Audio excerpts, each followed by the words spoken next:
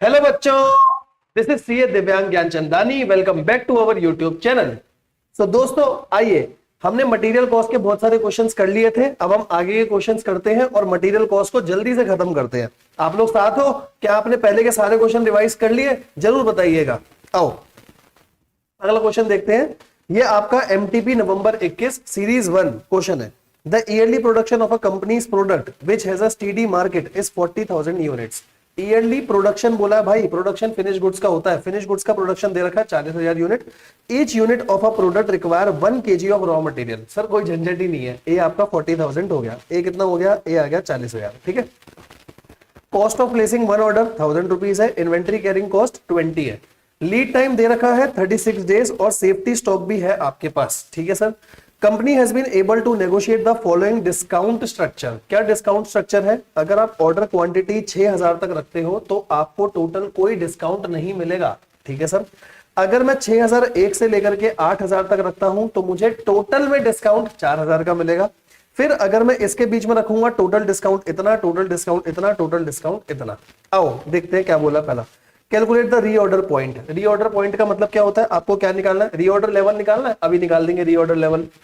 ठीक है। Considering 30 days in a month, कह रहा है अगर एक महीने में 30 दिन है, अगर एक महीने में 30 दिन है तो पूरे ईयर में कितने हो गए? 360 दिन। जल्दी से बताओ रीऑर्डर पॉइंट का मतलब क्या होता है? Reorder level. रीऑर्डर लेवल का फॉर्मूला क्या होगा अगर आपको सेफ्टी स्टॉक दे रखा है तो? जल्दी से बताओ सर। सेफ्टी स्टॉक साथ में क्या लेते हो? एवरेज कितनी कंजम्पशन है और आगे एवरेज लीड टाइम, यही करते हो। देखो सबसे पहले आपको यही दिखा देता हूं। ये देखो सेफ्टी स्टॉक क्वेश्चन में दे रखा है 1000, पूरे साल की रिक्वायरमेंट है 40,000। सर पूरे साल की रिक्वायरमेंट है 40,000 डिवाइड बाय पूरे साल में दिन 360। अभी बताया था एक महीने में 30, पूरे साल में 360 होंगे, है ना। और इसको मल्टीप्लाई कितने दिनों से करेंगे? 36 डेज से। क्यों? क्योंकि लीड टाइम कितना बेटा? 36 डेज। रीऑर्डर पॉइंट आ गया? हाँ सर आ गया। अगला देखो, prepare a statement showing total cost of procurement and storage of raw material after considering the discount of the company। Company के डिस्काउंट को कंसीडर करते हुए बताओ। आपको ये बताना है टोटल कॉस्ट कितनी होगी। इलेक्टेड टू प्लेस 1, 2, 4 और 5 order in a year. Sir सबसे पहले ईओक्यू निकाल लें क्योंकि ईओक्यू के साथ आप करोगे, है ना। देखो नीचे ईओक्यू के लिए बोला भी है, पहले ईओक्यू आ जाएगा। कैसे आएगा आप बताओ। सर ए तो आपको दे ही रखा था 40,000, ओ सीधा दे रखा है, सी सीधा दे रखा है, ये ईओक्यू आ गया। ठीक है। अब आप ईओक्यू पे पहले टोटल कॉस्ट निकाल लो। ऑर्डरिंग और कैरिंग कॉस्ट देखनी है ना भाई, मेन तो ऑर्डरिंग और कैरिंग ही है। आप बोलोगे सर यहाँ तो डिस्काउंट है, कोई बात नहीं ना, ऑर्डरिंग और कैरिंग निकाल के डिस्काउंट उसमें से माइनस करके दिखा देना। देखो आपने सबसे पहले निकाला नंबर ऑफ ऑर्डर्स। ईओक्यू पे ऑर्डर आए 20, तो आप ये भी चेक कर सकते हो। देखो ऑर्डरिंग और कैरिंग दोनों सेम आ रही है। कैसे आएगा? नंबर ऑफ ऑर्डर इनटू में 1000। एक बार में गोदाम में 20,000 आए, सॉरी 2,000 आए, अपॉन में 2 और आगे 20, ये भी सेम आ रहा है। तो ईओक्यू पे कॉस्ट आ रही है 40,000। अब उसने बोला था कि आप कितने कितने ऑर्डर रखोगे, वो देखो। ऑर्डर रखना है 1, 2, 4 और 5। ठीक है।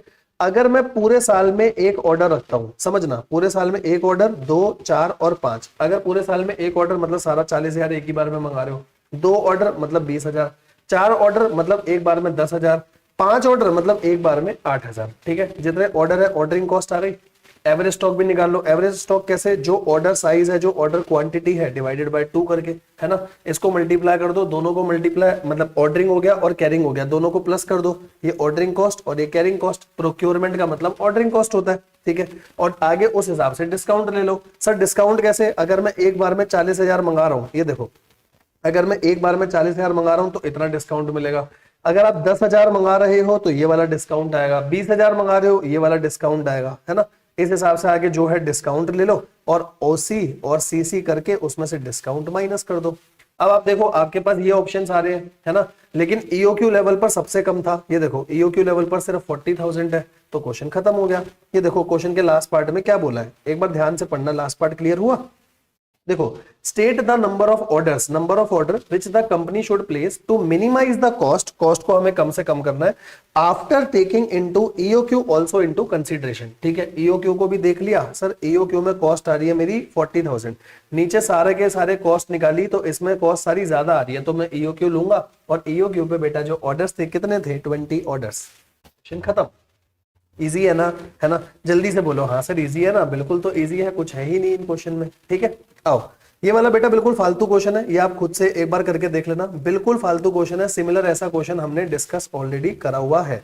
ठीक है, जिसमें है क्या, उसने बोला रेलेवेंट कॉस्ट निकालनी है। रेलेवेंट का मतलब ओसीओ सीसी होता है, ऑप्टिमल का मतलब ईओक्यू। सब कुछ क्वेश्चन में सीधा सीधा गिवन है। फिर वो आपको बोल रहा है कि अगर ऑर्डर की कॉस्ट में 800 रुपए कर दूं, बाकी सारा डाटा सेम है, तो डिफरेंशियल कॉस्ट निकाल दो। और फिर लास्ट में बोला है अगर आप 48 के 48,000 एक साथ ले लोगे तो प्राइस ये हो जाएगा, जिसमें कॉस्ट ऑफ प्लेसिंग ऑर्डर नहीं है, कुछ cost of placing the order होगा। वैसे वो cost of placing the order कुछ नहीं है, तो क्या ऑर्डर एक्सेप्ट होगा, तो अपन कंपेयर करके देख लेंगे ईओक्यू लेवल पर और इस लेवल पर। ये देखो ऐसा हमने सेम क्वेश्चन करा हुआ था।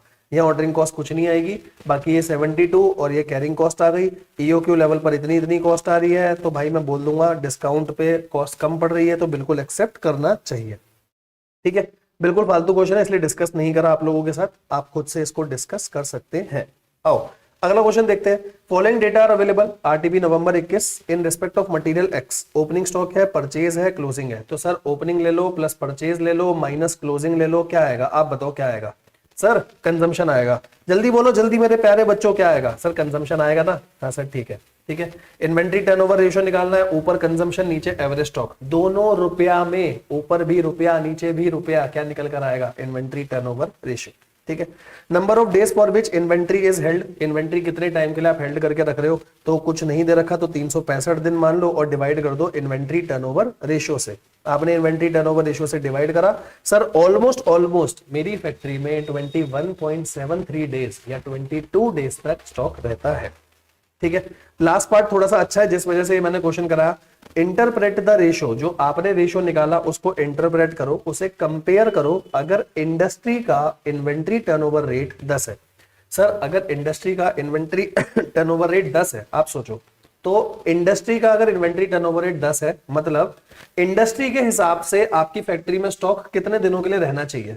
सर पूरे साल में 365 दिन, इसको इन्वेंट्री टर्नओवर रेशियो से डिवाइड करोगे, जो इंडस्ट्री का था तो इसके हिसाब से स्टॉक रहना चाहिए 36.5 दिन, जबकि आपके पास तो स्टॉक कम दिन के लिए रह रहा है, मतलब आप तो और अच्छा परफॉर्म कर रहे हो।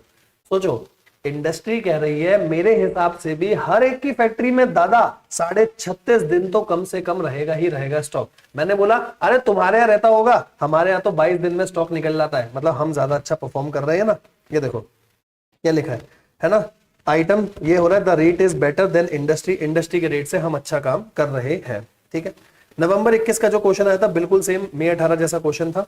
फिर एमटीपी 22 बिल्कुल आरटीपी 22 जैसा क्वेश्चन है। ठीक है। और अभी ये देखो ये एमटीपी आ गई आपकी, अगली एमटीपी आ गई और ये आरटीपी नीचे आई रखी है ना, तो कोई झंझट ही नहीं है। आओ क्वेश्चन देखो, ये क्वेश्चन थोड़ा सा अलग है, ध्यान से देखना, बढ़िया क्वेश्चन डाला। क्या बोला, Messrs SE Trader is a distributor of an electronic item. Periodic inventory of electronic item on hand is taken when the books are closed at the end of each quarter. Quarter, पौवा नहीं, दूसरा quarter, 3 महीने वाला quarter. ठीक है। Following information is available for the quarter ended 30th September. क्या क्या बोला, सर आपको सेल दे रखी है, सेल है, प्रॉफिट निकालने में काम में आएगा। ओपनिंग स्टॉक दे रखा है, यहां से इनको मल्टीप्लाई करो, ओपनिंग आ जाएगा, साथ में एडमिन एक्सपेंस दे रखे हैं। प्रॉफिट निकालते हुए एडमिन एक्सपेंस माइनस होते हैं, आपको भी पता है। परचेज के अंदर फ्रेट जुड़ा हुआ है, जुड़े रहने दो कोई बात नहीं, जो फ्रेट होता है कैरेज इनवर्ड होता है, वैसे भी तो आप वैल्यूएशन ऑफ इन्वेंट्री में जोड़ते हो ना दादा। इवन अकाउंट्स में भी, ट्रेडिंग अकाउंट में आप कैरेज इनवर्ड दिखाते हो, तो यहाँ दिखाओ, कोई दिक्कत थोड़ी है। ठीक है। आपने परचेज करा 1 जुलाई को, दूसरा 30 सितंबर को, दोनों के रेट दे रखे हैं। क्लोजिंग बचा आपका इतना, इसका रेट नहीं दे रखा, नीचे बोला है आप वेटेड एवरेज मेथड लगाते हो। ठीक है। फिर फीफो भी लगाओ, फिर लीफो भी लगाओ, तीनों के हिसाब से वैल्यूएशन ऑफ इन्वेंट्री आपको बताना है, कोई प्रॉब्लम नहीं है, बता देंगे वैल्यूएशन ऑफ इन्वेंट्री। कैसे बताओगे, देखो क्लोजिंग स्टॉक बताना ना। अब देखो जैसे आईसीएआई ने करा, चाहे तो ऐसे कर लो, चाहे आप सीधा सीधा निकाल लो, दोनों चलेंगे। ठीक है। आईसीआई क्या कर रहा है, ध्यान से देखना, ओपनिंग स्टॉक लिया प्लस परचेज माइनस, अगर मैं क्लोजिंग करता हूं, अगर मैं माइनस क्लोजिंग करता हूं तो क्या यहां से कंजम्पशन आ जाता है, यहां से कंजम्पशन आ जाता है। तो आईसीएआई क्या कर रहा है, देखो ओपनिंग आपको दे रखा है, जो वैल्यू ओपनिंग की है वो सीधी सीधी डाल दो, परचेज आपको सीधा सीधा आ जाएगा, वैल्यू है, और मैं चाहूं तो मैं कंजम्पशन भी सीधा सीधा निकाल सकता हूं, इसकी वैल्यू भी निकाल सकता हूं। कंजम्पशन की निकालूंगा तो ये क्लोजिंग मेरा क्या आ जाएगा, क्लोजिंग मेरा बैलेंसिंग फिगर आ जाएगा। देखो करके दिखाता हूं कैसे। देखो आपने तीनों मेथड ले लिए, तीनों मेथड है, क्या तीनों में ओपनिंग स्टॉक सेम रहेगा। हाँ सर, ओपनिंग स्टॉक की वैल्यू क्वेश्चन में दे रखी है 600। सर कहां दे रखी है, जरा एक बार दिखाओगे बेटा। ये देखो ओपनिंग की वैल्यू दे रखी है, इवन परचेज की वैल्यू भी दे रखी है ना, तो कंजम्पशन हम अपने हिसाब से निकाल पाएंगे। ये देखो आपने जो दोनों परचेज थी, दोनों परचेज ले ली, हर मेथड में सेम आएगी। अब कंजम्पशन ध्यान से देखना, क्योंकि अगर मैं opening plus purchase minus consumption करूंगा तो क्लोजिंग आ जाएगा। या तो आप क्लोजिंग डायरेक्टली निकाल लो, नहीं तो इससे निकालो opening plus purchase minus consumption. अब देखो उन्होंने कंजम्पशन कैसे निकाली, थोड़ा ध्यान से समझना। टोटल कंजम्पशन कितनी हुई होगी सर, स्टॉक आया था इतना, टोटल कितना स्टॉक आया 12.5 हो गए 25, 25 और 25 होगा 50, 50,000 का टोटल स्टॉक था ओपनिंग और परचेज मिला के। क्लोजिंग में बचा है 16, मतलब कंजम्पशन हुई है 34,000 की। ठीक है सर, अब 34,000 की कंजम्पशन दिखा दो। पहले वेटेड एवरेज से दिखाते हैं। वेटेड एवरेज से कैसे लोगे, ओपनिंग का अमाउंट, दोनों परचेज का अमाउंट, नीचे सारी क्वांटिटी, ये वेटेड आ गया। तो वेटेड आ गया तो वेटेड को मल्टीप्लाई कर दो 34,000 से, ये उसकी कंजम्पशन आ गई। ठीक है सर, अगली किसकी बोली है, फीफो। फीफो में क्या होता है, जो पहले आया पहले वो जाएगा। तो 34,000 यूज कैसे होंगे, पहले तो ओपनिंग वाले पूरे यूज हो जाएंगे, ओपनिंग के बाद जो भी बच गया वो परचेज में से यूज होगा, जो रिसेंट परचेज होगा, है ना। ये देखो सबसे पहले यहां से यूज हुआ, उसके बाद ये वाली परचेज जाएगी। फीफो ऐसा होता है, फर्स्ट इन फर्स्ट आउट। तो देखो उसी के बेसिस पे कंजम्पशन की वैल्यू निकाल रखी है। अच्छा लीफो में कैसे होगा, लास्ट वाले में से पहले जाएगा। तो 34,000 कैसे जाएंगे लीफो के हिसाब से बताऊं तो, सबसे पहले ये वाली पूरी परचेस, फिर ये वाली पूरी परचेस। देखो आपको रेट बताऊं, पहले 630 आ रहा होगा, फिर 573, ये देखो जी। ठीक है, आप ये कंजम्पशन निकालना, opening plus purchase minus consumption करना, क्लोजिंग आ जाएगा। क्योंकि देखो बेटा ये इक्वेशन होती है ना, opening plus purchase minus closing equal to consumption. अगर मैं को क्लोजिंग यहां रख दूं तो opening plus purchase minus consumption. ठीक है, उसी के अगले पार्ट में देखो, ये अच्छा क्वेश्चन है, पेपर में पूछा जा सकता है। कह रहा है प्रॉफिट लॉस बताओ। तो प्रॉफिट लॉस के लिए सेल्स आपको दे रखी थी, है ना, सेल्स आपके पास थी। ये भी तीनों मेथड से बताना, सेल थी, कंजम्पशन अभी आपने निकाली। इस वजह से आईसीआई ने पहले ही कंजम्पशन निकाल दी, वरना तो क्लोजिंग स्टॉक आप डायरेक्ट भी निकाल सकते थे कि ओपनिंग इतना है, परचेज इतना है, क्लोजिंग इतना बचा, कहां से बचेगा, वैसे भी निकाल सकते थे। पर प्रॉफिट वाले में कंजम्पशन काम में आ रही है, तो क्या करूं, ध्यान से सुनना। सेल्स, ध्यान से आराम से ठंडे दिमाग से, सेल्स कंजम्पशन निकाली है। ये देखो दिखाता हूं कौन सी कंजम्पशन सर, ये देखो ये कंजम्पशन आपने निकाली है, ये माइनस कर दो। साथ में एक एडमिन एक्सपेंस और दे रखा था, वो माइनस करो, प्रॉफिट लॉस आ गया। सर लगा हाँ बेटा हाँ बोलो। सर एक फ्रेट इनवर्ट दे रखा था, कुछ नहीं करना, गुमराह करो, गुमराह करने के लिए कर रखा आपको, बाकी कुछ नहीं करना, क्योंकि वैल्यूएशन ऑफ इन्वेंट्री में फ्रेट या कैरेज इनवर्ट आपका जुड़ता ही जुड़ता है। ठीक है, ठीक है जी। आओ अगला आरटीपी में 22 क्या बोला, पढ़ते हैं। Sky and company and unregistered supplier under GST purchase material, आपने मटेरियल लिया है। ठीक है, आप अनरजिस्टर्ड हो, आप अनरजिस्टर्ड हो, जीएसटी का क्रेडिट नहीं मिलेगा। पहले ही बता रहा हूं, आप अनरजिस्टर्ड हो, जीएसटी का क्रेडिट नहीं मिलेगा। आगे साफ साफ लिख भी दिया, अगर वो लिख भी देता तो भी हम मानते नहीं मिलेगा। आपने भी जीएसटी पढ़ रखा है, अनरजिस्टर्ड को आईटीसी नहीं मिलता। ठीक है, ये एक 5,000 यूनिट का लॉट है, उसके लिए डाटा दे रखा है। सबसे पहले लिस्ट प्राइस है और ट्रेड डिस्काउंट है, तो ट्रेड डिस्काउंट माइनस होता है, कैश माइनस नहीं होता, ट्रेड और क्वांटिटी माइनस होते हैं। तो सबसे पहले जो भी लिस्ट प्राइस है उसमें से ट्रेड डिस्काउंट माइनस करूंगा। ठीक है, ट्रेड डिस्काउंट माइनस करके जो आएगा, अब इस पे जीएसटी लगेगा, ये जीएसटी लग गया। कैश डिस्काउंट छोड़ दो, कैश डिस्काउंट माइनस नहीं होता। टोल टैक्स बिल्कुल आएगा, फ्रेट एंड इंश्योरेंस बिल्कुल आएगा। डिमरेज, डिमरेज नहीं आता, कोई भी डिमरेज, डिटेंशन चार्जेस, पेनल्टी इनको नहीं लेते। कमीशन ब्रोकरेज बिल्कुल आएगा। Amount deposit for returnable customer, आपने पहले 30,000 दिए, बाद में आपको 20,000 मिल गए, तो मैं सीधा बोलूं आपने दिए 30 और 20 आपको मिल गए, तो मतलब नेट में जो आपका खर्चा आया 10,000, ये 10,000 का खर्चा भी और आएगा। ठीक है, अच्छा इसके बाद क्या बोला है, अदर एक्सपेंस। अदर एक्सपेंस कितने हैं, 2% ऑफ टोटल कॉस्ट। क्या करूंगा, पहले सारे खर्चे जोड़ लो। आपने सारे खर्चे जोड़े, सारे खर्चे जोड़ के ये जो आ रहा है ये 98% को डिनोट कर रहा है, क्योंकि अभी 2% के और एक्सपेंस भी हैं। तो सारे खर्चों को जोड़ करके उसे 98 से डिवाइड करूंगा ताकि 100% पे पहुंच जाऊं। 98% से डिवाइड करोगे और 2% से मल्टीप्लाई करो। परसेंट लगाओ ना लगाओ चलेगा, सीधा 98 से डिवाइड करो, इंटू 2 करो, या ऐसे समझो सारी कॉस्ट ली, क्या सारी कॉस्ट 98% को डिनोट कर रहा है, हाँ सर, तो सारी कॉस्ट ली 98% से डिवाइड करा ताकि 100% पे आ जाओ, फिर मल्टीप्लाई 2% करा, अदर एक्सपेंस आ जाएगा। ठीक है, 20% of material shortage is due to normal reason. तो जो आपकी 5,000 की क्वांटिटी है, जो 5,000 यूनिट या 5,000 किलो थे, उसमें से 20% माइनस कर देना, फिर जो क्वांटिटी आएगी उससे हम डिवाइड करेंगे पर यूनिट निकालने के लिए। Payment to the supplier was made 21 days, cash discount का कोई सीन ही नहीं है, तो कितने दिनों में पेमेंट करी, छोड़ो, क्योंकि कैश डिस्काउंट तो हम क्या करते हैं, इग्नोर। वैसे ही इग्नोर करते हैं जैसे उसने आपको इग्नोर करा था ना, वैसे ही यहाँ कैश डिस्काउंट को इग्नोर करा जाता है। ठीक है जी, अच्छा you are required to calculate cost per unit of material purchase by Sky. Cost per unit बतानी थी, ये देखो मैं एक बार आपको चेक कराता हूँ। सबसे पहले क्वांटिटी 5,000 थी, है ना, और ये देखो 2.5 लाख था। सबसे पहले आपने ट्रेड डिस्काउंट माइनस करा, ये ट्रेड डिस्काउंट माइनस करा। अब जीएसटी इसी पे लगता है, इस वाले अमाउंट पे लगेगा, जो list price minus trade discount आता है जीएसटी उस पे लगेगा, ठीक है। 6% लगा, ये वैल्यू आई। इसके बाद टोल टैक्स लिया, फ्रेट लिया, कमीशन लिया, ठीक है। अब आपको एक चीज बता रहा हूं मैं, हो सकता है यहाँ पर स्क्रीनशॉट जब मैं लगा रहा हूं वो मेरे से गलती हो गई हो, यहाँ पर इन्होंने कंटेनर नहीं लिया लेकिन आप यहाँ पे कंटेनर लोगे, पता नहीं, हो सकता है इन्होंने लिया हो, मैंने स्क्रीनशॉट पे नहीं लिया। तो कंटेनर यहाँ 10,000 आएगा और ये टोटल मैच कर रहा है। आप चाहे तो अभी चेक कर लो, टोटल आपका अभी भी 294,000 ही आएगा, ठीक है। कंटेनर जोड़ने के बाद, कंटेनर जो था ना 30,000 आपने दिए, 20,000 मिल गए, तो 10,000 का खर्चा जोड़ने के बाद 294 आ रहा है। चेक कराऊं, ये देखो सर यहां तक खर्चा है 252, आओ एक बार चेक कर लेते ना। 252,000 प्लस 5,000 प्लस 17,000 प्लस 10,000 प्लस 10,000, देखो जोड़ने पे 294 बन रहा है, मतलब कंटेनर जोड़ना ही है वैसे भी, ठीक है। तो 294 जो कॉस्ट थी इसको 98 से डिवाइड करा, 2 से मल्टीप्लाई करा ताकि अदर एक्सपेंस भी मिल जाए, ये टोटल खर्चा हो गया।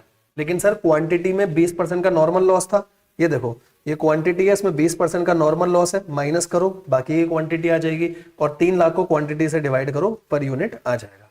ऐसा एक सेम क्वेश्चन और है स्कैनर का, ये नीचे नोट्स है, नोट्स लिख देना कि जीएसटी जो है वो आएगा ही आएगा आपका, और GST list price minus discount पे लगता है वो सब, कैश डिस्काउंट नहीं आएगा, डिमरेज नहीं आएगा, शॉर्टेज कहाँ जाता है वो सब, ठीक है। आगे चले, आओ जी। ये जो मई 22 का क्वेश्चन है एग्जैक्टली सिमिलर क्वेश्चन हमने क्लास में करा हुआ है, एक बार मैं आपको भी बता देता हूँ। क्लास में करा है मतलब आपको जो मटेरियल की पहली वीडियो गई है उसमें भी करा हुआ है, ऐसा क्वेश्चन ऊपर था, एक बार पढ़वा देता हूँ, देख लो। फालतू क्वेश्चन है, लिख दो फालतू, मई 22 फालतू क्वेश्चन, जो पेपर का क्वेश्चन है मैं बोल रहा हूँ फालतू है, देखो है ना। तो ऐसे ऐसे फालतू क्वेश्चन है बेटा, इग्नोर मारने हैं और आगे बढ़ते जाना है, ठीक है। A limited a toy company purchases its requirement of raw material from S limited, 120 में लिया, परचेज प्राइस है 400 प्लस फ्रेट, ये ऑर्डरिंग कॉस्ट हो गई, है ना। इंक्रीमेंटल कैरिंग कॉस्ट, देखो कैरिंग कॉस्ट कैसे दे रखी है, पहले बोला बेटा 0.25 kg पर मंथ, अगर 0.25 kg पर मंथ है तो ये क्या हो गया 0.25 इंटू 12, क्योंकि हमें carrying cost per unit per annum लेनी होती है। In addition cost of working capital finance 15 kg per annum है, तो साथ में यहाँ पे प्लस 15 रुपए भी जुड़ेगी, जो 15 रुपए पर kg पर एनम है, ये पर एनम है, इसको मल्टीप्लाई 12 मत करना, ऊपर वाले को मल्टीप्लाई बाय 12 करा क्योंकि वो मंथली थी, या नहीं करेंगे। एनुअल दे रखा है 60,000, लेकिन ये टॉयज की है, फिनिश गुड्स की है, सर फिनिश गुड्स की है 60,000। आगे देखो क्या लिखा है, 5 unit of toy are obtain from 1 kg, सुनना 60,000 आपने टॉय बनाए हैं, ठीक है, और रॉ मटेरियल के 1 किलो से, रॉ मटेरियल के 1 किलो से 5 यूनिट ऑफ टॉय बनते हैं। तो रॉ मटेरियल के अगर टोटल में x किलो मान लूं, हर एक से 5 यूनिट ऑफ टॉय आएंगे, तो x कितना आ गया, x आ गया 12,000 किलो। तो भैया मेरे को रॉ मटेरियल चाहिए होता है, तो रॉ मटेरियल मतलब एनुअल डिमांड आ गई इतनी, O और C पहले ही आ चुका था, EOQ आ जाएगा। हाउ फ्रीक्वेंटली का मतलब होता है नंबर ऑफ ऑर्डर्स निकाल के, जितने भी डेज है 360 है, 360 को नंबर ऑफ ऑर्डर से डिवाइड करो, आपको पता चल जाएगा हर दिन कितने दिनों में ऑर्डर हो रहा है। ये देखो फ्रीक्वेंसी इन्होंने निकाल भी रखी होगी, ये दिखाता हूँ, देखो 12 ऑर्डर आ रहे हैं, और आप ऐसे भी बोल सकते हो 365 दिन ले लो, या ऐसे बोल लो पूरे साल में 12 महीने होते हैं, 12 महीने डिवाइड बाय 12 ऑर्डर, मतलब हर लगभग 1 महीने में ऑर्डर जा रहा है, ठीक है। देखो इन्होंने डेज में निकाला है 360 डेज मानते हुए, क्योंकि क्वेश्चन में 360 ऑलरेडी बोला हुआ है। फिर बोला टोटल ऑर्डरिंग कैरिंग कॉस्ट निकालो, फालतू क्वेश्चन है, आप आगे कर सकते हो, ठीक है। देखो बेटा जो फालतू क्वेश्चन है उस पर टाइम लगा करके क्या ही होगा, आप खुद सोचो, है ना। देखो हमारे 18-19 मिनट हुए, लेकिन हमने अच्छे से प्रोडक्टिवली काम करा ना, ठीक है। अपन नवंबर 22 पे आ गए, मैंने बोला था 25 तक कराऊंगा, जनवरी 25 सब कुछ होगा जब तक। आओ, और एक बात और बताता हूँ, अगर जनवरी 25 का करते करते मई 25 की आरटीपी एमटीपी जो आएगा सब कराऊंगा, बिल्कुल टेंशन नहीं लेनी। आओ, बढ़िया क्वेश्चन, बहुत ही बढ़िया क्वेश्चन, पेरिशेबल गुड्स का क्वेश्चन। एक बात समझना, पहली बता रहा हूं सर, अगर कभी भी पेरिशेबल गुड्स आएंगे, बात समझना, पेरिशेबल गुड्स के केस में मैक्सिमम स्टॉक लेवल कैसे निकलता है, पहली बता रहा हूं। मैक्सिमम स्टॉक लेवल हम दो चीजों का लोअर लेते हैं, क्या, मैक्सिमम स्टॉक लेवल दो चीजों का लोअर। अगर पेरिशेबल गुड्स है, कौन से गुड्स हैं, जो जल्दी से सड़ जाते हैं, ठीक है, जिनकी शेल्फ लाइफ बहुत छोटी है, उस केस में पेरिशेबल गुड्स में मैक्सिमम स्टॉक लेवल कैसे निकलेगा, लोअर लोगे दो चीजों का। पहला फॉर्मूला जो आपने पहले से फॉर्मूला पढ़ा है, क्या होता है formula, reorder level plus reorder quantity. याद है ना, यहाँ पहली प्रेफरेंस रीऑर्डर क्वांटिटी को दी जाती है, अगर रीऑर्डर क्वांटिटी और ईओक्यू सेम है तो ले लो, अगर अलग अलग है पहली प्रेफरेंस हमेशा रीऑर्डर को दी जाएगी। और क्या करते थे, माइनस मिनिमम कंजम्पशन और मिनिमम लीड टाइम, एक तो यही होता था। दूसरा क्या है, दूसरा आपको लेना है इसका शेल्फ लाइफ कितनी है, जितनी इसकी शेल्फ लाइफ है, मतलब मान लो 4 दिन 5 दिन जो भी है, और एवरेज कंजम्पशन पर डे से मल्टीप्लाई कर लो। मतलब जितनी, जैसे 7 दिन की लाइफ है तो 7 दिन इंटू में 1 दिन की कंजम्पशन, ताकि 7 दिनों की कंजम्पशन आ जाए, या मैं सिंपल बोलूं शेल्फ लाइफ की कंजम्पशन, दोनों में से जो भी लोअर होगा मैं मैक्सिमम से मैक्सिमम उतना ही स्टॉक रखूंगा। ठीक है जी। अब देखो क्वेश्चन पढ़ाता हूं क्या है। Company produces a product A be using 2 raw material, एक मटेरियल ए ई है एक बी ई है, और ये आप 5:3 में यूज कर रहे हो, 5:3 का यूज है। सेल वॉल्यूम 50,000 किलो है, और इनपुट और आउटपुट का रेशो 8:5 दिया है। 8:5 इनपुट आउटपुट रेशो है, मतलब अगर आप 5 यूनिट फिनिश गुड चाहते हो, 5 यूनिट फिनिश गुड चाहते हो तो 8 किलो का रॉ मटेरियल डालना, ऐसे लिख देता हूँ, 5:8 है ना, तो रॉ मटेरियल 8 किलो का डलेगा अगर 5 यूनिट फिनिश गुड्स चाहता हूं तो। ठीक है। परचेज प्राइस 150 रुपए पर केजी है, ये रॉ मटेरियल ए ई का दे रखा है। देखो बी ई का कोई डाटा नहीं है, बी ई का कोई डाटा नहीं है, सारा डाटा ए ई का है। इवन अगर मैं आपको लास्ट में क्वेश्चन दिखाऊं, ये देखो आपसे दोनों चीजें ए ई की पूछी है, बी ई की नहीं पूछी, ए ई रॉ मटेरियल की चीजें पूछी है। ठीक है। रीऑर्डर पीरियड मतलब बाहर से सामान आने में 2 से 3 दिन लग रहे हैं, कैरिंग कॉस्ट 12% है। सर यहां तक तो सब कुछ ठीक था। अब देखो यहां पर इन्होंने चीज डाली, ध्यान से देखना। Material A is perishable in nature, ऐसा ही क्वेश्चन बना करके देगा, हो सकता है सेम दे दे, पेरिशेबल है नेचर में, और अगर यूज नहीं करा तो 3.5 दिन में खराब हो जाएगा। सिर्फ 3.5 दिन है, 3.5 दिन में खराब हो जाता है। जैसे आप दूध लेकर आए हो, 3.5 दिन में खराब हो गया। ठीक है सर। ठीक है। अगर ऑर्डर प्लेस करना है तो कंपनी को एडमिन कॉस्ट लगानी पड़ेगी इतनी, ये ऑर्डरिंग कॉस्ट हो गई। ठीक है सर। एट प्रेजेंट जो अभी हम मटेरियल ए ई ले रहे हैं वो 7,500 kg में ले रहे हैं, ताकि आपको डिस्काउंट मिल जाता है परचेज पे। ठीक है सर। मैं एट प्रेजेंट 7,500 किलो ए ई लेकर के आता हूं क्योंकि मेरे को डिस्काउंट मिलता है। ठीक है। कंपनी महीने में 25 दिन काम करती है, प्रोडक्शन इवनली हो रही है। पहले बोला ईओक्यू। सर ईओक्यू के लिए क्या क्या चाहिए बताओ, एक ए एक ओ एक सी, सही बात है। अच्छा, क्या मेरे पास ए है, ठीक है, रॉ मटेरियल के लिए ए चाहिए, ओ चाहिए, सी चाहिए, और मटेरियल ए ई के हिसाब से है, तो यहां पर क्या चाहिए होगा, एनुअल रिक्वायरमेंट किसकी, मटेरियल ए ई की एनुअल रिक्वायरमेंट कितनी, ऑर्डरिंग कॉस्ट और कैरिंग कॉस्ट। ये देखो ऑर्डरिंग कॉस्ट सीधा दे रखी है 375, कैरिंग कॉस्ट है 12% किसका, 150 का, सही है। अच्छा एनुअल कहां से लाओगे, अब देखना सर मुझे सेल करनी थी कितनी, सेल करनी है 50,000 किलो। अगर सेल बेटा 50,000 किलो है, मतलब टोटल रॉ मटेरियल लगेगा 80,000 किलो। टोटल रॉ मटेरियल 80,000, समझना, टोटल रॉ मटेरियल 80,000, जिसमें दो रॉ मटेरियल थे, एक ए ई और एक बी ई। कितना कितना, 5:3। 5:3 का मतलब ए ई कितना आएगा, 50,000। तो इसकी एनुअल रिक्वायरमेंट कितनी हो गई बेटा, 50,000। तुम बताना इजी लग रहा है या नहीं लग रहा, मैं आपको बता रहा हूं पूरी संतुष्टि मिलेगी, अच्छे से समझ आएगा। समझना, फिनिश प्रोडक्ट था 50,000 किलो, मैंने टोटल रॉ मटेरियल निकाला 80,000 किलो इनपुट आउटपुट रेशियो से। अब 80,000 किलो में भी तो 2 रॉ मटेरियल है, एक ए ई एक बी ई। बी ई चाहिए नहीं, धक्का दो, ए ई है 5, तो 5:3 था, तो 5/8 मतलब 50,000 आ गया, है ना। ये ए हो गया, ओ हो गया, सी हो गया, ई ओ क्यू आ जाएगा। देखो चेक कराता हूँ, ये देखो ए कितना आया, एनुअल डिमांड 50,000, है ना, और ये 50,000 एक महीने की है। यहाँ पर अभी रुक जाना, ये 50,000 आपकी एक महीने की है। ठीक है सर, आपको कैसे पता एक महीने की है, ये देखो उसने क्या लिखा है, ये जो सेल्स वॉल्यूम है ये मंथ ऑफ दिसंबर के लिए है, तो ये एक महीने की है, इसको भी मल्टीप्लाई करना पड़ेगा 12 से।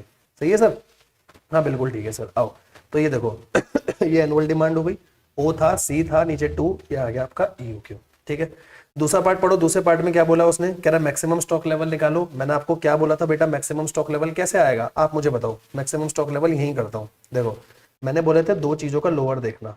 पहला उसकी, यही कर देता हूँ, पहला उसकी पेरिशेबल लाइफ, पेरिशेबल लाइफ है 3.5 दिन, और हर दिन की कंजम्पशन। हर दिन की कंजम्पशन कैसे लोगे सर, महीने की कंजम्पशन थी 50,000 किलो, ए ई रॉ मटेरियल की महीने की कंजम्पशन थी 50,000 किलो, डिवाइड कर दो 25 दिन से, क्योंकि महीने में थे 25 दिन, एक दिन की आ जाएगी, ये एक दिन की इंटू 3.5। ठीक है। तो ये देखो इन्होंने ये नीचे करा हुआ भी है, दिखाता हूँ आपको, ये देखो ये एक दिन की इंटू 3 दिन, इन्होंने 3 दिन नहीं, हमारे को तो दूसरा देखना ना 3.5, ये देखो ये एक दिन इंटू 3.5 दिन, ये आया 7,000। ठीक है, यहाँ तक सही है, एक दिन की निकाली इंटू 3.5।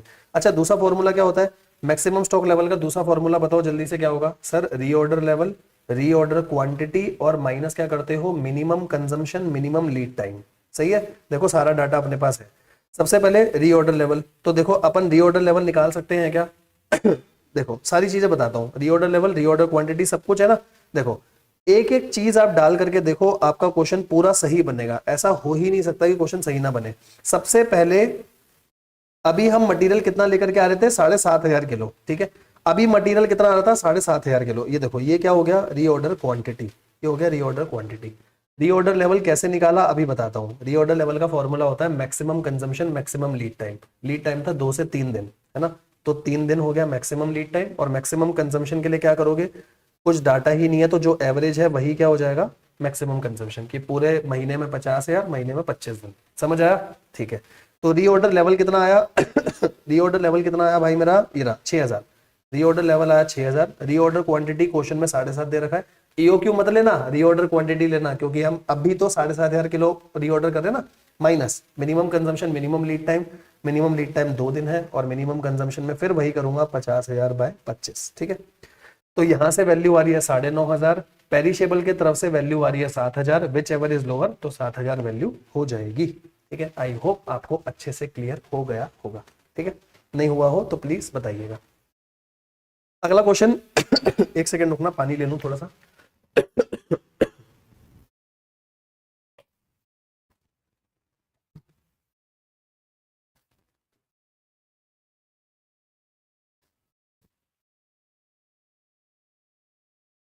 ठीक है,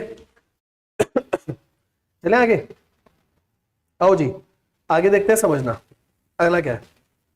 following are the detail of receipt and issue of material of a store in manufacturing company. तो ये रिसीट है, इस दिन पर रिसीट कराओ, इस दिन पे इशू करा। तो देखो नॉर्मल क्वेश्चन है, वैसे तो आप कर सकते हो, बट यहाँ लिखा है 1500 किलो 1 अप्रैल को ये था, तो ये ओपनिंग स्टॉक हो गया, ठीक है। ओपनिंग स्टॉक इतना था, बाकी रिसीट और इशू दे रखे हैं, कोई दिक्कत नहीं है। और अपने को क्वेश्चन करना है वेटेड एवरेज मेथड से। ये देखो लिखा है वेटेड एवरेज, क्वेश्चन में कोई दिक्कत नहीं थी, बस एक चीज डाली गई। The stock verifier of the company reported a shortage of 80 KG. 31 मई को 80 केजी की शॉर्टेज है, और 60 किलो की शॉर्टेज है 20 जून को। सर डाटा कहां से चालू हो रहा है आपका, 1 अप्रैल से। ये देखो डाटा जा रहा है 1 अप्रैल से लेकर के लास्ट 21 जून तक, ठीक है। तो इसके बीच में 2 शॉर्टेज आ रही है। एक शॉर्टेज आ रही है मेरी 31 मई को, एक शॉर्टेज 31 मई को है, और दूसरी शॉर्टेज आपकी लास्ट में है 30 जून को। तो सर देखो लास्ट वाले में तो झंझट नहीं होता, क्योंकि आप नॉर्मल लॉस मानो एबनॉर्मल लॉस मानो, लेकिन अगर बीच में दो दो तो नहीं दिखा पाओगे ना, दोनों में से कोई एक दिखाना पड़ेगा। तो आईसीएआई ने इस क्वेश्चन में नॉर्मल लॉस दिखाया, ठीक है। बस मैं आपको वो दिखा देता हूँ, देखो बाकी तो कोई झंझट नहीं है, वेटेड एवरेज आप पूरा खुद से कर सकते हो। ये देखो इसने यहाँ शॉर्टेज नॉर्मल लॉस दिखाई, इसीलिए रेट और अमाउंट में कुछ नहीं आया, क्योंकि जब भी नॉर्मल लॉस होता है सिर्फ क्वांटिटी में आता है, रेट अमाउंट में कुछ नहीं आता। फिर इसने दूसरी शॉर्टेज दिखाई फिर से, ठीक है, और कुछ नहीं दिखाया, ठीक है। आप बोलोगे सर ये लास्ट में कॉलम किसका बना रखा है, वेटेड एवरेज रेट का कॉलम बना रखा है। वेटेड एवरेज रेट का कॉलम कैसे है समझना, जैसे यहाँ तक 99,200 वैल्यू है, इतनी क्वांटिटी है, डिवाइड करा रेट आ गया। फिर इतनी वैल्यू इतनी क्वांटिटी डिवाइड करा रेट आ गया, क्योंकि उसी रेट पर अगला इशू होता है ना आपका, इसलिए, ठीक है। अच्छा सर क्या इस क्वेश्चन में हम नॉर्मल लॉस की जगह एबनॉर्मल लॉस भी मान सकते हैं? बेटा बिल्कुल मान सकते हो, बस नीचे नोट लिख करके आना कि हमने शॉर्टेज को एबनॉर्मल लॉस माना है। बात समझो, अगर शॉर्टेज पूरे क्वेश्चन के लास्ट वाले एलिमेंट पे है, बिल्कुल लास्ट वाली रो में है, तो दोनों दिखा दो, नॉर्मल भी दिखा दो एबनॉर्मल भी दिखा दो।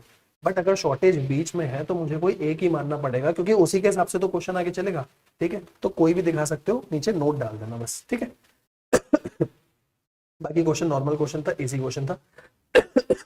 आरटीपी नवंबर 22, बहुत बढ़िया क्वेश्चन, जरा ध्यान से सुनना, अच्छा क्वेश्चन है। देखो क्या डाला, ठीक है। Messrs Tanishka material private limited, ठीक है, उसने बोला consumption of a raw material for the production, ठीक है। आप कंजम्पशन कर रहे हो, रॉ मटेरियल की कंजम्पशन दे रखी है, वो है 210 किलो से 350 किलो। आगे ध्यान से पढ़ो क्या लिखा है, पर वीक।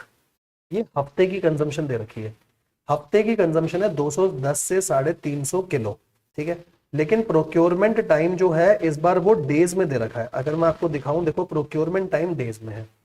सर जब तक हम जो भी फॉर्मूला पढ़ते हैं वेरियस स्टॉक लेवल में, आप जो भी फॉर्मूला पढ़ते हो उसमें होता है कि अगर लीड टाइम डेज में है तो कंजम्पशन भी पर डे होनी चाहिए। लीड टाइम या रीऑर्डर पीरियड हफ्ते में है तो कंजम्पशन भी हफ्ते में होनी चाहिए। लीड टाइम महीने में है तो कंजम्पशन भी महीने में होनी चाहिए। तो इसीलिए इसको पहले मैं चेंज करूंगा। लीड टाइम मेरा दिन में है, बिल्कुल ठीक, 5 से 9 दिन, मतलब मिनिमम 5 मैक्सिमम 9 एवरेज आ जाएगा जो आएगा, ठीक है। तो इसको भी डेज में ले आओ। डेज में कैसे, ये हफ्ते पे है ना, तो 210 को 7 से डिवाइड कर दो, इतना मिनिमम कंजम्पशन, और 350 को 7 से डिवाइड कर दो, इतनी मैक्सिमम कंजम्पशन। ठीक है, सबसे पहले आपको ये चीज दिखाता हूं, ये देखो और एवरेज, ताकि आगे का फॉर्मूला सही लगेगा। ठीक है, परचेज प्राइस सीधा है, ऑर्डरिंग कॉस्ट सीधी दे रखी है, कोई दिक्कत नहीं है। ठीक है, स्टोरेज कॉस्ट, स्टोरेज कॉस्ट में लिखा है 1% पर मंथ, तो टोटल हो गई 12%, 12% और साथ में 2 रुपए और लेनी है, तो 12% लोगे आप परचेज प्राइस का, जो कि है 100 का, 12% 100 का हो गया 12, और साथ में 2 रुपए पर यूनिट, तो 12 और 2 कितने हो जाएंगे, 14। ये देखो दिखाता हूँ, यहाँ पे कैरिंग कॉस्ट 14 आई होगी, कैरिंग कॉस्ट 14। सर ए कहाँ से आएगा, तो आपने एवरेज कंजम्पशन निकाल ली ना, एवरेज कंजम्पशन एक दिन की 40 किलो आई है, अगर एक दिन की 40 किलो है, साल में 365 दिन है, यहाँ से क्या आ जाएगी मेरी ए का मतलब annual requirement, average consumption into, क्योंकि और कुछ डाटा ही नहीं है मेरे पास। ठीक है, अब अगर ये सब आ जाएगा तो आप ईओक्यू बहुत आराम से निकाल सकते हो। रीऑर्डर लेवल का फॉर्मूला वैसे ही नॉर्मल है, क्या होता है formula, maximum consumption maximum lead time, है ना। मैक्सिमम स्टॉक लेवल बहुत आसान, reorder level plus reorder quantity, यहाँ रीऑर्डर और ईओक्यू सेम है, देखो दिखा देता हूँ। ईओक्यू आया 646, देखो यही यूज करा होगा, ये देखो, है ना। तो reorder level, reorder quantity minus minimum consumption minimum lead time, सारा डाटा आपके पास है। ठीक है, आगे एवरेज, एवरेज का formula minimum plus maximum bye 2, सीधा लगाओ। नंबर ऑफ ऑर्डर प्लेस करने हैं तो annual consumption divided by EOQ कर दो, टोटल इन्वेंट्री कॉस्ट निकाल सकते हो, कोई प्रॉब्लम वाली बात नहीं है। ठीक है, देखो जो नॉर्मल चीजें हैं वहां तक कोई नहीं, इसका लास्ट पार्ट अच्छा है जिसके लिए मैं करा रहा हूं आपको। ठीक है,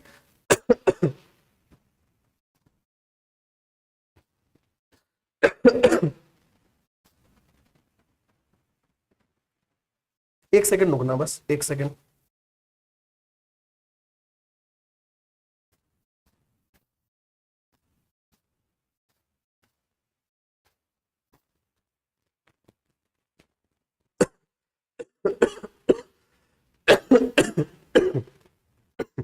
ठीक है, आगे समझना, आगे क्या है।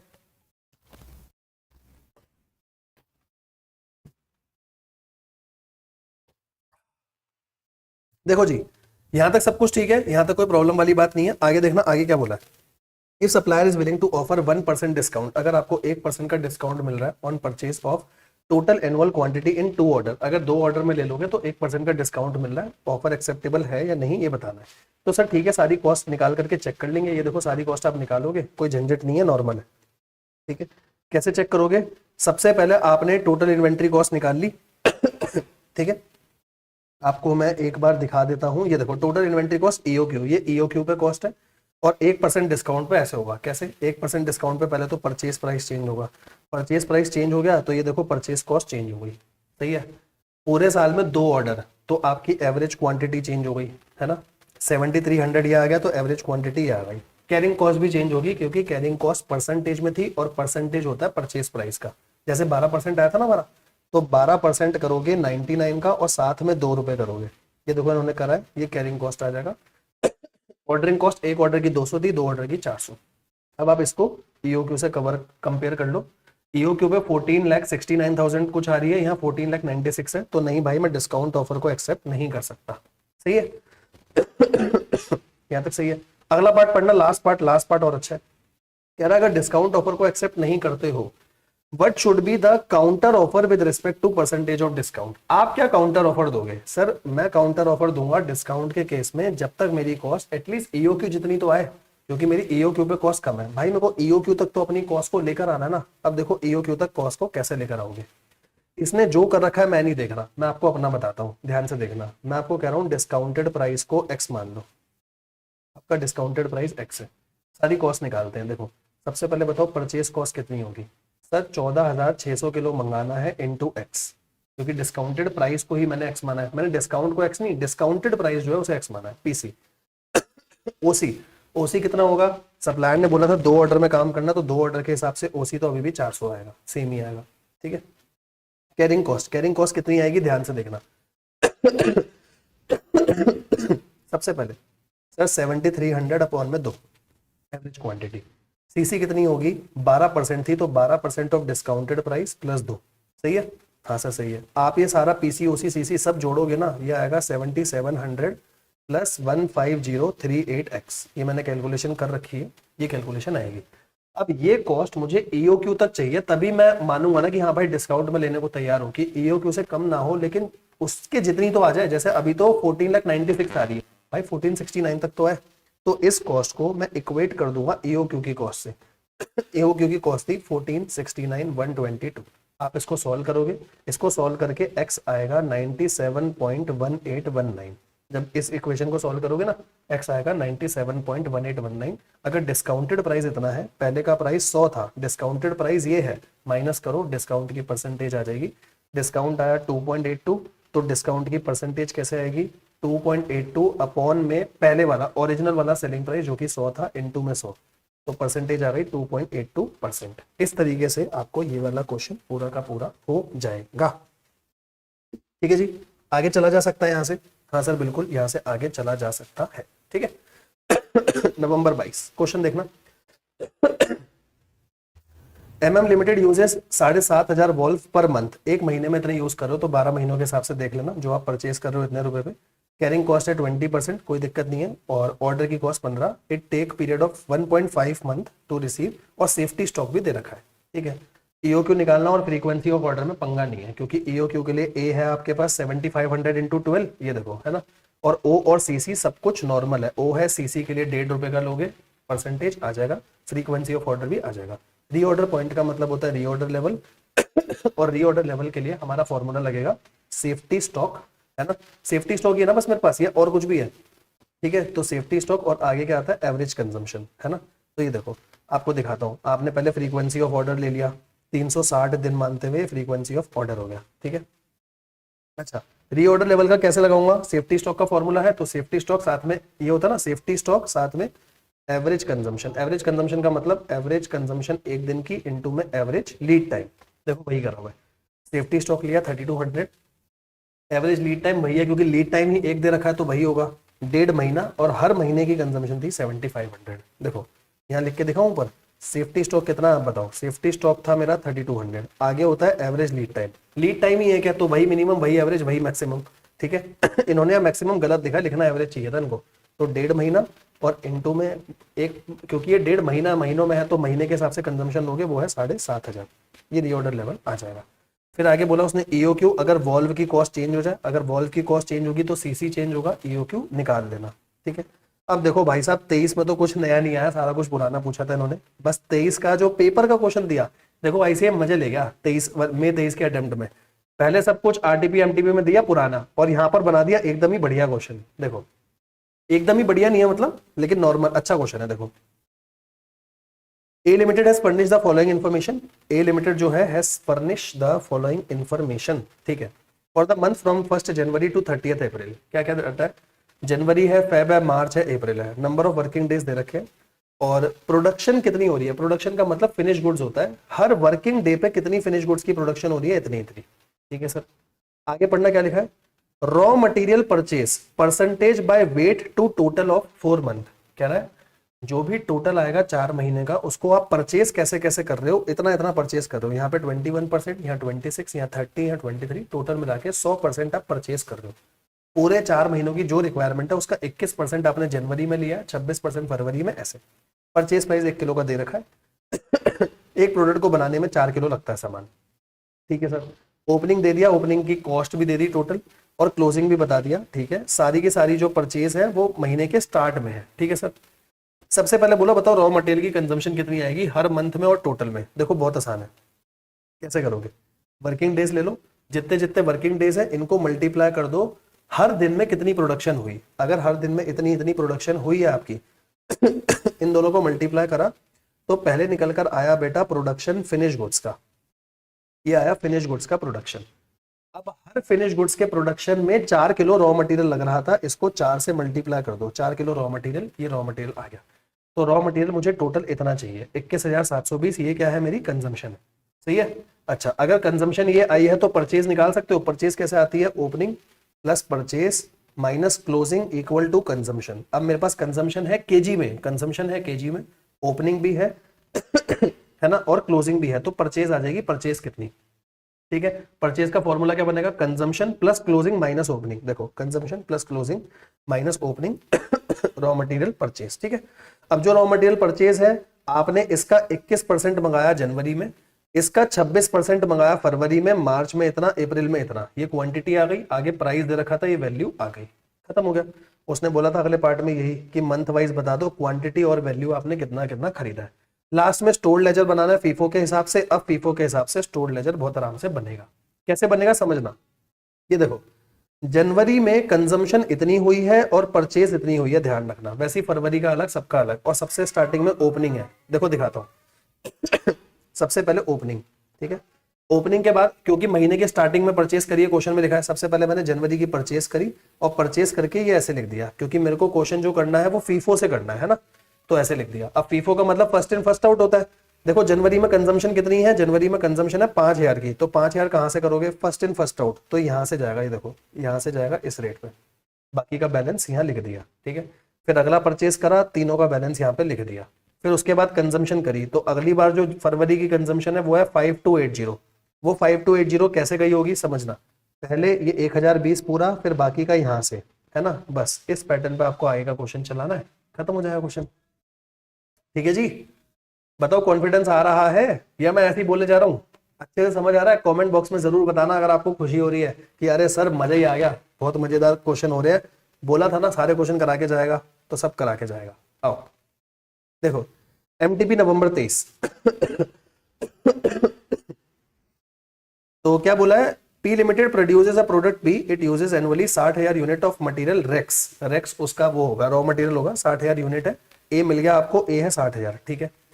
ओ है 800 और सी भी सीधा दे रखा है। रीऑर्डर पीरियड है 10 दिन का, सेफ्टी स्टॉक है 600। अभी करा हमने ऐसा क्वेश्चन, ठीक है। ईओक्यू नॉर्मल है, रीऑर्डर लेवल का फॉर्मूला बताओ, सेफ्टी स्टॉक साथ में average lead time, average consumption, ठीक है। तो सेफ्टी स्टॉक है 600, एवरेज लीड टाइम कितना है 10 दिन, एवरेज कंजम्पशन कितनी आएगी सर, पूरे साल की 60,000 है, डिवाइड बाय 300 दिन, क्योंकि 300 बोला हुआ है, ठीक है जी। इस बेसिस पर आप कर लोगे रीऑर्डर लेवल, ठीक है। तो ये देखो आपने रीऑर्डर लेवल निकाला, 2600 आया। अब मैक्सिमम स्टॉक लेवल, इसका मत देखना, ये तो पागल है, कुछ भी लगाता है।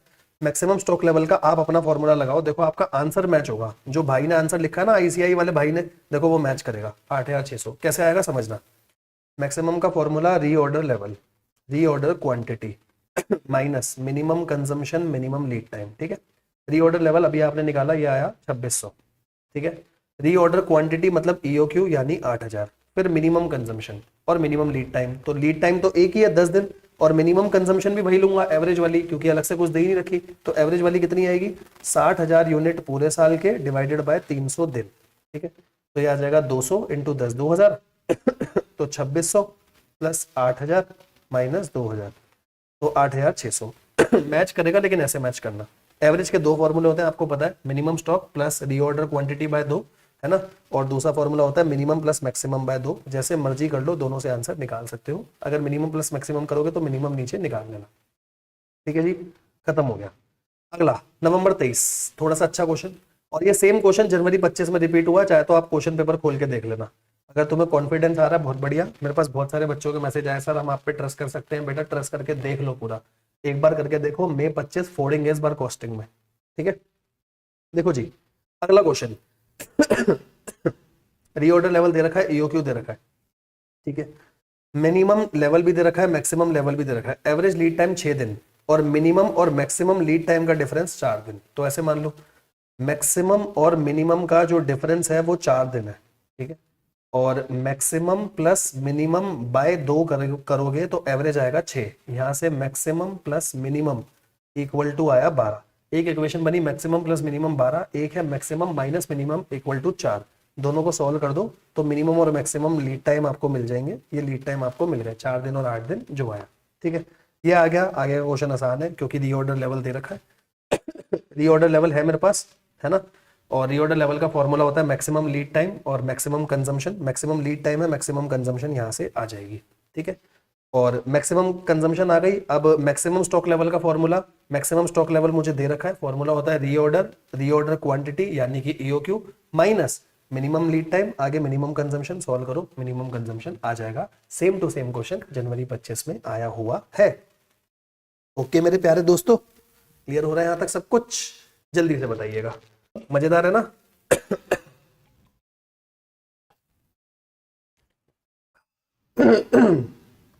अगला बिल्कुल निहायत ही फालतू क्वेश्चन, एकदम फालतू क्वेश्चन। अभी सेम ऐसा क्वेश्चन करा है, देखो परचेज प्राइस दे रखा है, ऑर्डरिंग कॉस्ट दे रखी है, कैरिंग कॉस्ट 6% है, कोई दिक्कत नहीं है। Consumption of material per annum A भी दे दिया, और lead time minimum maximum average सब दे दिया। नीचे बोला है maximum consumption of material per day is 200 KG more than average consumption. ठीक है, तो पहले एवरेज कंजम्पशन निकाल लें। अब आप एवरेज कंजम्पशन कैसे निकालोगे, देखो उसने बोला साल में 360 दिन, तो 194 400 को 360 से डिवाइड करूं 194 400 को करेंगे, हाँ क्यों यहाँ इसने यूनिट लिखा ना इसलिए मैं कंफ्यूज हो गया, है वो किलो ही है ना।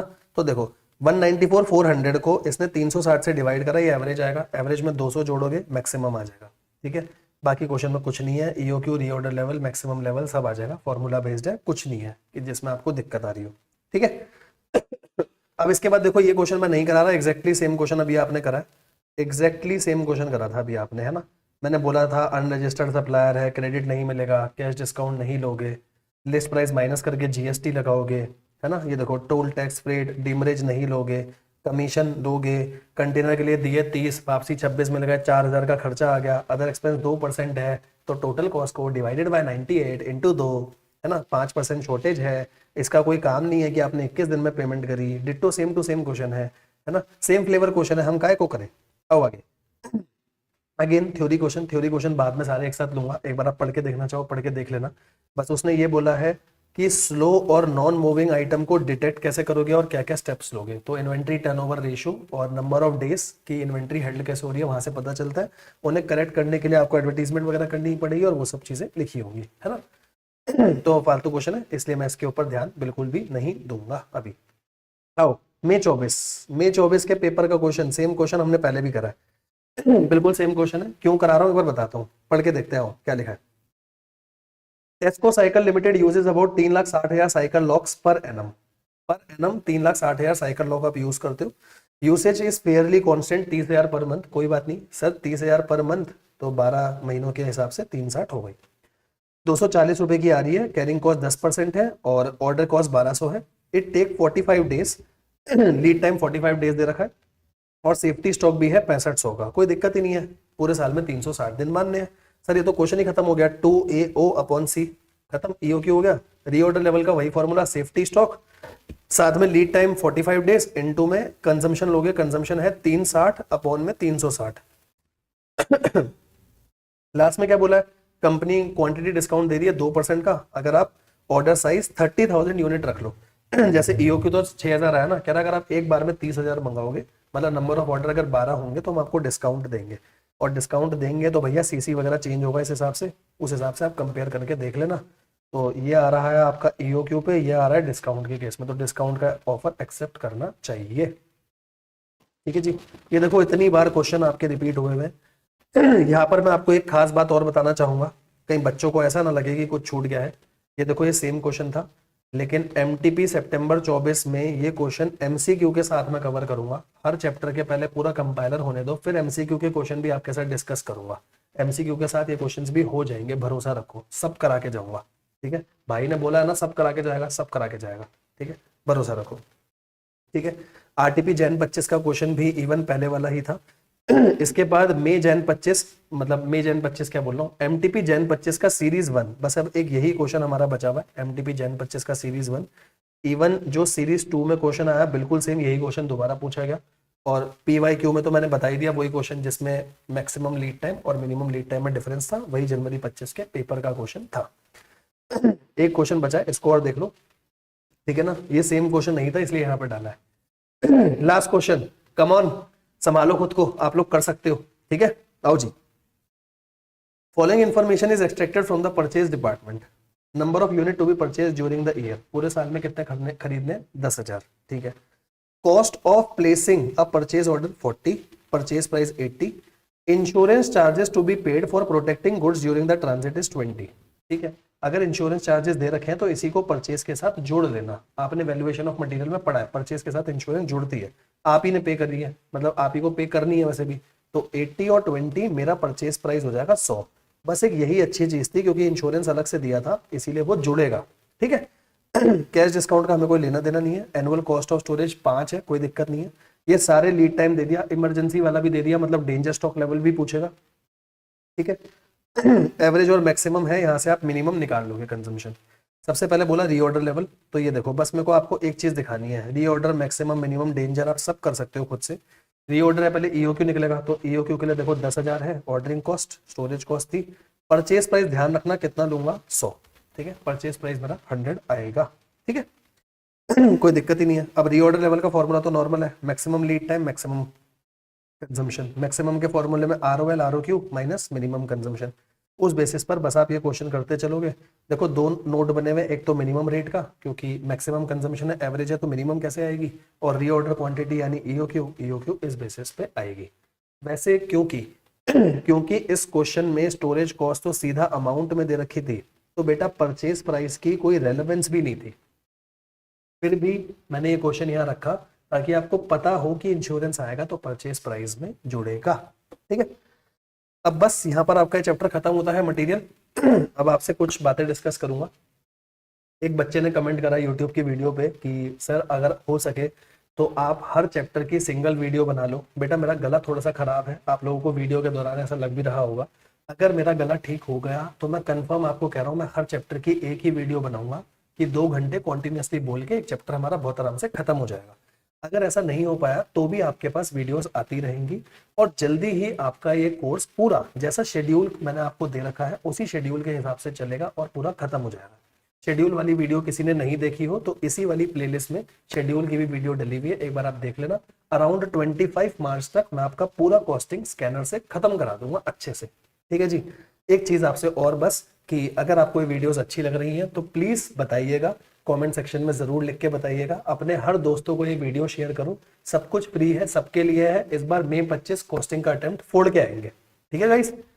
चलो थैंक यू सो मच। मिलेंगे अपने नेक्स्ट वीडियो में। अगला चैप्टर पहले लेबर कराऊंगा आप लोगों को, ठीक है गाइस। चलो bye bye, take care, love you all, bye bye.